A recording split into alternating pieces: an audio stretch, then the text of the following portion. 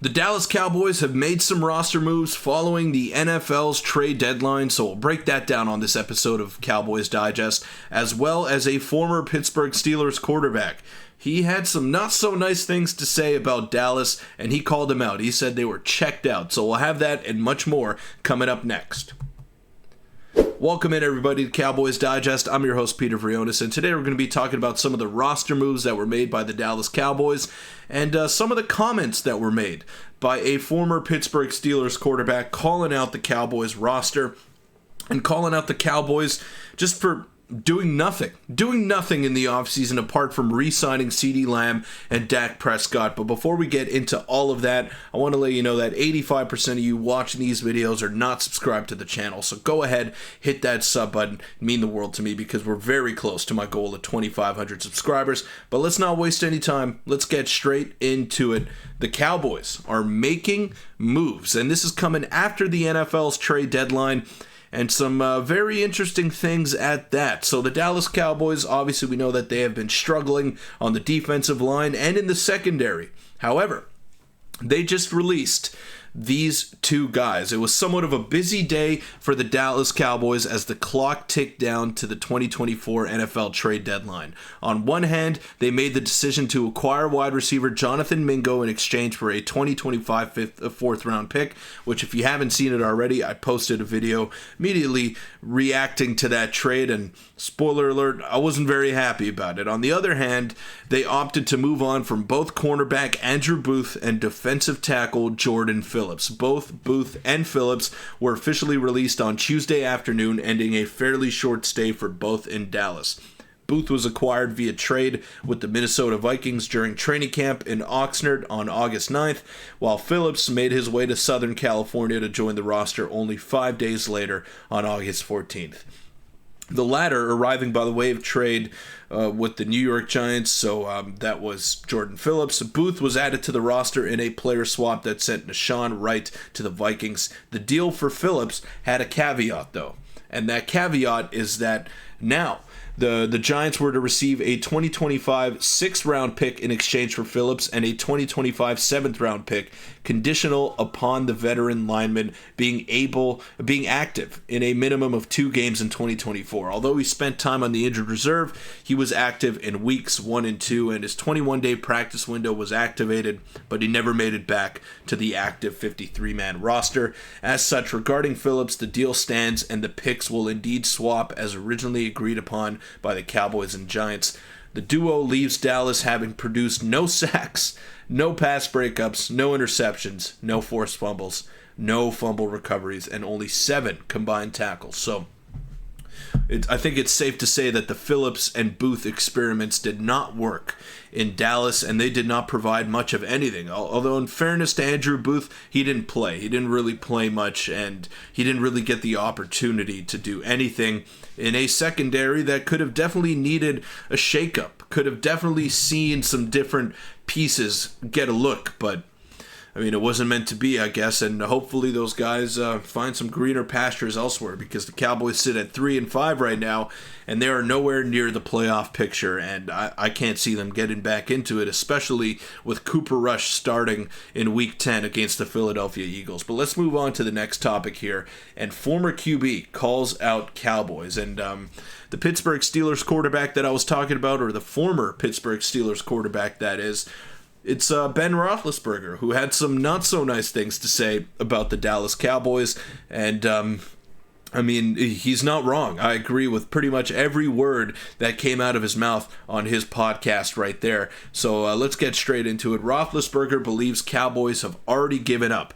Ben Roethlisberger commented on the latest episode of his podcast, Channel 7, about the situation of the Dallas Cowboys and claimed that most of the players are mentally in postseason mode. Well, I don't think he means postseason mode, maybe more so off-season mode. They're sending cars to houses out of season. They're already out, even without Dak, for a couple of weeks. There's something going on in that organization, whether it's with the coaches, the owner, whatever. I'm not going to speculate one way or another. But there's something going on because, in my opinion, that team is better than they're showing. And Big Ben said that on his Channel 7 podcast, so go check that out if you want to. Roethlisberger also believes that the lucrative contract extensions for Prescott, CeeDee Lamb in the offseason hampered the team's ability to strengthen. And that's true. Because you spent all that time and effort on two players in the offseason, it's like you can't bolster the rest of the team. I don't see them doing anything the rest of the year. So that is what Ben Roethlisberger said, and I agree with every word that Ben Roethlisberger uttered in those paragraphs that I just showed you right there. And he's right. You spent all that time and effort on Dak Prescott and CeeDee Lamb, extending them, and then Jerry Jones is trying to sell that back to the fan base as if he's doing something. They were already on the team, dude. They were already on the team, and they were already under contract for this season. Their extensions don't kick in until after the year. So, sure, you did something. You put pen to paper on a couple of guys, but they were in-house already. And what you didn't do is retain those 12 guys that left elsewhere. 12, I wouldn't say starting caliber players, but rotation-level players, including Tyler Biadasz, including Dorrance Armstrong. All of those guys left.